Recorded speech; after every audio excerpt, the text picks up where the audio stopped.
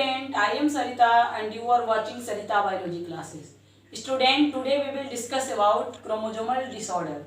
तो student in previous video हमने बात किया था आपको मेंडेलियन डिसऑर्डर के बारे में, तो इस वीडियो में आज हम बात करेंगे क्रोमोसोमल डिसऑर्डर के बारे में। वहाँ जो हमने बातें किए थे वो जीन में कोई प्रॉब्लम होने से जो भी डिजीज हुआ था वो जीन में कोई प्रॉब्लम होने से हुआ था। यहाँ जो बात की जाएगी वो ये है कि क्रोमोसोम में कोई प्रॉब्लम होने से जो डिजीज होता है ह्यूमन बींग्स में या अदर एनिमल्स में वो होता है क्रोमोसोमल डिसऑर्डर। तो क्रोमोसोमल डिसऑर्डर में स्टूडेंट जनरली क्या है, change in structure and number of chromosome, यानी यहाँ पे हमें क्या देखने को मिलता है कि स्ट्रक्चर में या तो क्रोमोसोम के स्ट्रक्चर में चेंजिंग होता है या क्रोमोसोम के नंबर में चेंजिंग होता है, उसके कारण सो मेनी डिजीज क्रिएट होते हैं। तो ये होता है क्रोमोसोमल डिसऑर्डर।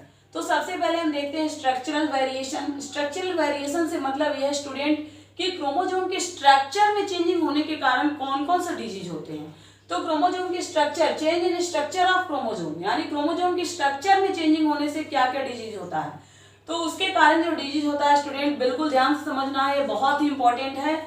क्रीडूचट, क्रीडूचट एक डिजीज है, इसमें क्या होता है, loss of half of the short arm of the chromosome 5 in the humans. Cri du chat human में होने वाले डिजीज है और ये किसके कारण होता है, लॉस ऑफ, क्लियरली कहा जा रहा है loss of short arm of chromosome number 5, यानी क्रोमोसोम नंबर 5 क्या है, ऑटोसोम्स है। तो उसके शॉर्ट आर्म के लॉस होने के कारण, यानी दो आर्म आपको बताए थे, एक लॉन्ग आर्म होता है एक शॉर्ट आर्म होता है, तो इस तरह से जो शॉर्ट आर्म होता है उसकी लॉसिंग होने के कारण जो डिजीज होता है उसको हम कहते हैं क्या, क्रीडूचट। ये इसमें जनरली होता क्या है स्टूडेंट, जिसको भी क्रीडूचट होता है वो जो है वो किटन की तरह साउंड प्रोड्यूस करता है, यानी जनरली ये लिटिल स्टेज में ही होता है, छोटे छोटे बच्चों में ही होता है ये। और वो बच्चे जो है वो जो भी साउंड प्रोड्यूस करते हैं वो किटन की तरह लगता है, एक बिल्ली के बच्चे की तरह, उससे उसकी आवाज जो है वो मिलती है। नेक्स्ट है स्टूडेंट क्रोमोसोमल डिसऑर्डर में जैकोब्सन डिसऑर्डर। जैकोब्सन डिसऑर्डर क्या है, loss of long arm of the chromosome number 11। Chromosome number 11 का जो लॉन्ग आर्म लॉस होता है तो उसके कारण जो डिजीज होता है उस डिजीज को हम कहते हैं जैकोब्सन डिसऑर्डर। जैकोब्सन डिसऑर्डर में स्टूडेंट जनरली क्या होता है, यहाँ पे जो है वो एक तरह का फेशियल डिस्टिंक्टिव होता है, यानी फेस को अगर देखते हैं तो फेस जो है वो एक अलग तरीके से दिखता है। Delayed development of motor skills and speech, यहाँ पे मोटर स्किल्स जो होते हैं यानी जो भी कॉग्निटिव स्किल्स हैं वो, जिसको भी जैकोब्सन डिसऑर्डर होता है उसमें कॉग्निटिव स्किल्स डेवलप नहीं हो पाते हैं। जो भी इंटेलेक्चुअल स्पीच है, स्किल्स है, यानी ये सारी चीजें डेवलप नहीं हो पाता है। तो इस तरह से बिहेवियरल स्किल्स है, यानी ये एक तरह से जैसे आप देखे होंगे प्रैक्टिकली कुछ ऐसे इंसान होते हैं जो आपको देखने में लगेगा कि वो सही है, लेकिन कुछ वो बातें इस तरह से करते हैं जो उनकी बातें जो है वो समझ में नहीं आती है कि वो क्या बोल रहे हैं, और वो रियली में वो वहां पे रहते हैं लेकिन उन्हें खुद भी पता नहीं होता है कि वो कहाँ पे हैं और वो क्या कर रहे हैं।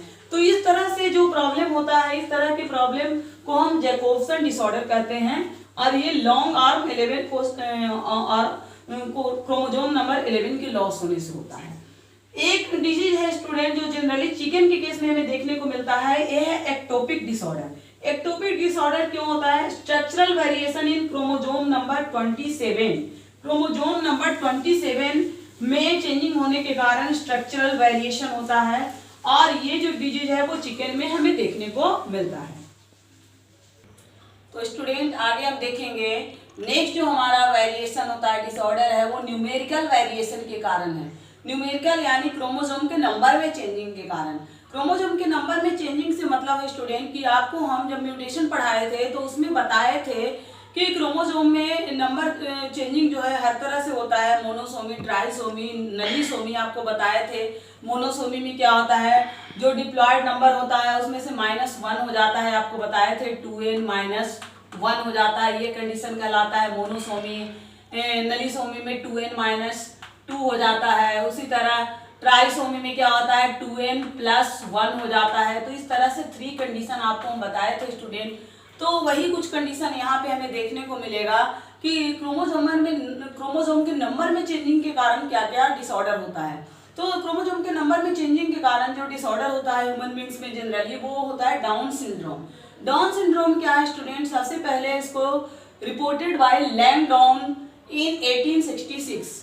ये सबसे पहले लैंगडॉन के द्वारा रिपोर्ट किया गया, कब? 1866 में। ध्यान रखना है, लैंगडॉन साइंटिस्ट थे, उन्होंने सबसे पहले डाउन सिंड्रोम को रिपोर्ट किया था। अब इसमें होता क्या है student, additional copy of chromosome number 21, यानी क्रोमोसोम नंबर 21 जो ऑटोसोम्स है उसमें 1 एडिशनल कॉपी ऐड हो जाता है। जैसे सपोज दैट ये है क्रोमोसोम नंबर 21, तो ये 21 में पेयर में है, अब इसमें 1 कॉपी और ऐड हो गया, तो 1 कॉपी जो और ऐड हो गया, तो इस तरह से ये कितना हो गया, 3 हो गया। तो इस तरह की कंडीशन हो जाता है कुछ किसके केस में, डाउन सिंड्रोम के केस में। और इस तरह से जो टोटल नंबर ऑफ क्रोमोसोम होता है वो एक सेल के अंदर जो होता है वो कितना हो जाता है, 47। जनरली एक डिप्लॉयड सेल के अंदर जो क्रोमोसोम का नंबर होता है वो 46 होता है, लेकिन 21 नंबर क्रोमोसोम में एक क्रोमोसोम बढ़ने के कारण, इंक्रीज होने के कारण क्या होता है, टोटल नंबर ऑफ क्रोमोसोम हो जाता है वो 47 हो जाता है। तो इस तरह के कंडीशन में को हम कहते हैं डाउन सिंड्रोम। डाउन सिंड्रोम में क्या क्या होता है स्टूडेंट, ये हमें देखना है। जनरली जो है जिसको भी डाउन सिंड्रोम होगा उसके पाम्स क्या हो जाएंगे, क्रीज हो जाएंगे। आपका डायग्राम दे रखा है बुक में, आप देखिएगा इस तरह से क्रीज डायग्राम हो जाते हैं, या प्रैक्टिकली भी आप देखे होंगे। यहाँ पे many loops on finger tips पे इस तरह से मोटे मोटे छोटे छोटे लूप्स बन जाते हैं जिससे ब्लंट लगता है फिंगर। गोनेट्स अनडेवलप, गोनेट जो है वो डेवलप नहीं हो पाता है यहाँ पे। इस तरह से गोनेट्स डेवलप से मतलब है कि टेस्टिस या ओवरी जो है वो कम्प्लीटली डेवलप्ड नहीं हो पाता है। तो इस तरह से स्टूडेंट और भी सो मेनी सिम्टम है जो हमें डाउन सिंड्रोम के केस में देखने को मिलता है। तो इस तरह से स्टूडेंट ये जो है एक क्रोमोसोमल डिसऑर्डर है जो क्रोमोसोम के नंबर में चेंजिंग के कारण होता है। नेक्स्ट है लिनेफेल्टर सिंड्रोम। लिनेफेल्टर सिंड्रोम के केस में हमें क्या देखने को मिलता है स्टूडेंट, यहाँ जो है additional copy of x chromosome, यहाँ क्या होता है, एक्स क्रोमोसोम की एक कॉपी ऐड हो जाती है। एडिशनल कॉपी कह रहा है, यानी एक्स क्रोमोसोम में एक क्रोमोसोम का नंबर बढ़ जाता है, एक्स क्रोमोसोम का नंबर यहाँ पे बढ़ जाता है। यानी टोटल डिप्लॉयड सेल में क्रोमोसोम क्या है, यानी यहाँ पे क्या हो जाएगा 2n+1, यानी ये कंडीशन हो जाएगा ट्राइसोमी। 2n+1 हो जाएगा यानी ट्राइसोमी कंडीशन हो जाएगा जो हम यहाँ पे बताए थे। यानी एक्स क्रोमोसोम यहाँ पे बढ़ रहा है, 44 ऑटोसोम है और कोई वाई जो है वो इसके साथ फर्टिलाइज कर रहा है एक्स के साथ, तो वहां डबल एक्स से फर्टिलाइजेशन हो रहा है। वाई स्पर्म जो है वो डबल एक्स से फर्टिलाइज हो रहा है। तो इस कंडीशन में यहाँ पे क्या होगा, एक्स क्रोमोसोम की नंबर जो है वो इंक्रीज कर जाएगा, ध्यान रखना है। वाई जो है वो डबल एक्स वाले ओम के साथ जब फर्टिलाइज होगा तो उस कंडीशन में क्या हो जाएगा, वह एक्स का नंबर इंक्रीज कर जाएगा और इस कंडीशन में हो जाएगा लिनेफेल्टर सिंड्रोम। लिनेफेल्टर सिंड्रोम जब होता है स्टूडेंट तो उस केस में क्या क्या चेंजिंग देखने को मिलता है, तो जनरली देखने को मिलता है कि गोनेट्स जो होता है वो अनडेवलप होता है। गोनेट्स की डेवलपमेंट होती ही नहीं है, आइडेंटिफाई ही नहीं कर पाते हैं कि गोनेट्स जो है वो ओवरी है कि टेस्टिस है, क्या गोनेट्स है वो क्लियर आइडेंटिफाई नहीं किया जाता है। गायनेकोमैस्टिया हम उस कंडीशन को कहते हैं जिसमें ब्रेस्ट डेवलप हो जाता है, यानी ब्रेस्ट जो है वो कंप्लीट डेवलप हो जाता है। इस कंडीशन को गायनेकोमैस्टिया कहा जाता है। पुअर बियर्ड ग्रोथ, थर्ड जो सिम्टम हमें देखने को मिलता है वो पुअर बियर्ड ग्रोथ। जो बियर्ड की ग्रोथ होती है वो पुअर हो जाती है। क्या है कंडीशन, यहाँ पे मेल की कंडीशन है, लेकिन यहाँ पे मेल का कहने का मतलब ये है कि कैरेक्टर मेल का एक भी नहीं दिख रहा है, क्योंकि आप देख रहे हैं ये जो क्रोमोसोम है वो क्या है, वाई भी है इसके साथ, लेकिन एक्स जो है वो डबल है। तो इसलिए लेकिन यहाँ पे वाई का जो कंडीशन है वो मतलब कंप्लीट ना तो वाई वाला कैरेक्टर दिख रहा है, यानी ना कंप्लीट मेल का कैरेक्टर दिखता है ना फीमेल का कैरेक्टर दिखता है। इस तरह से स्टूडेंट यहाँ पे जो कंडीशन है वो लिनेफेल्टर सिंड्रोम के केस में हमें देखने को मिलता है। Next student Turner syndrome. Turner syndrome के केस में क्या होता है, eggs carrying sperm fertilize with ovum having no chromosome. Clearly कहा जा रहा है स्टूडेंट कि एग्स कैरिंग स्पर्म जो है वो फर्टिलाइज हो रहा है किसके साथ, यानी एक है स्पर्म के पास, लेकिन दूसरा जो ओवम से वो फर्टिलाइज कर रहा है उसके पास कोई भी क्रोमोजोम नहीं है, कोई भी क्रोमोजोम नहीं है, ना एक्स है ना कुछ। वैसे तो फीमेल के पास जनरली एक्स ही होता है, लेकिन उसमें कुछ ओवम में कुछ है ही नहीं। तो यहाँ जो जायगोट बनेगा वो क्या बनेगा, जायगोट हो जाएगा ये वाली कंडीशन, जायगोट में ये कंडीशन हो जाएगी एक्स ओ। एक्स ओ का मतलब कुछ भी नहीं, जीरो, एक्स जीरो है ये। तो ये कंडीशन जो जायगोट का हो जाएगा, ये जायगोट जब डेवलप करेगा तो वो टर्नर सिंड्रोम, वो उसके पास जो होगा वो टर्नर सिंड्रोम को कैरी करेगा। तो टर्नर सिंड्रोम अब आपको क्लियर हो गया होगा।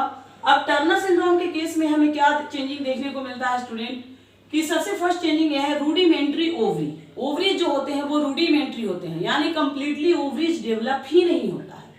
ओवरीज तो होता है लेकिन वो एक नाम का होता है, कोई काम का नहीं होता है, कोई कंप्लीट डेवलप नहीं होता है। तो उस तरह के ओवरीज को हम रूडिमेंट्री ओवरी कहते हैं।